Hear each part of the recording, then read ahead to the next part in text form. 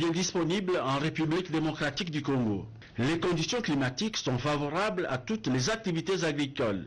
La population n'attend qu'un signal assez fort pour se mettre en ordre de bataille.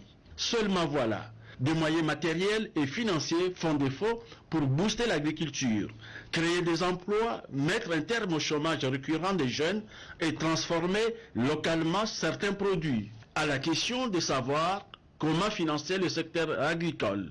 Réponse: le salut passe par la création d'une banque nationale de développement. Que l'État mette en place ce que j'appelle une banque nationale pour le développement de l'agriculture. Nous avons une banque similaire ici, mais notre banque pour le financement de l'agriculture n'a pas la solidité financière qu'il faut. Créer ce que j'appelle une véritable banque de développement. Banque de développement, c'est différent des banques commerciales.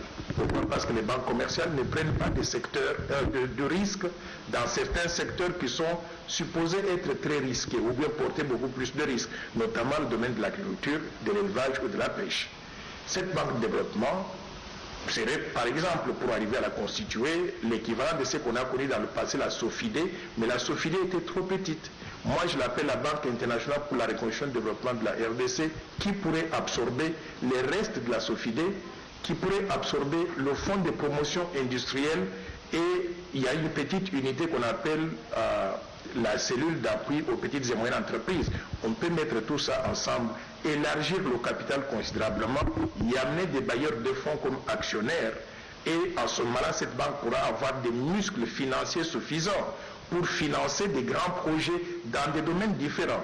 Le domaine des infrastructures, le domaine de l'agriculture, le domaine de l'élevage, de la pêche, le domaine du tourisme, tous les secteurs qui sont négligés actuellement par les banques commerciales. Le choix de mieux faire, la détermination et la discipline sont des atouts pour surmonter des obstacles. En envisageant la mécanisation agricole à grande échelle, la distribution de semences améliorées aux paysans et la maîtrise des techniques culturelles, le service national a cru au miracle vert avec peu de moyens. La quantité d'eau que Dieu nous donne dans cette zone, nous pouvons faire la saison A et la saison B en une seule année.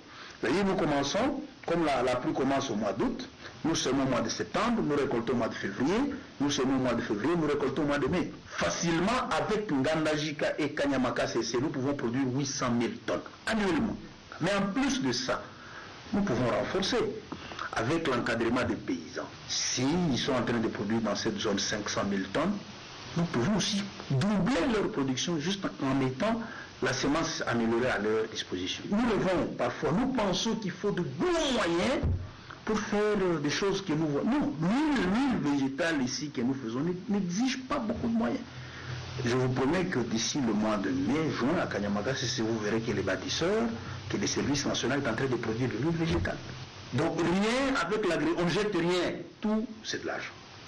Investir dans le secteur agricole est un défi de taille à surmonter. Objectif: mobiliser d'importantes ressources financières pour faire face à cette exigence. La faillite de la Banque de crédit agricole et de la SOFIDE ont semé le doute au sein de la population congolaise.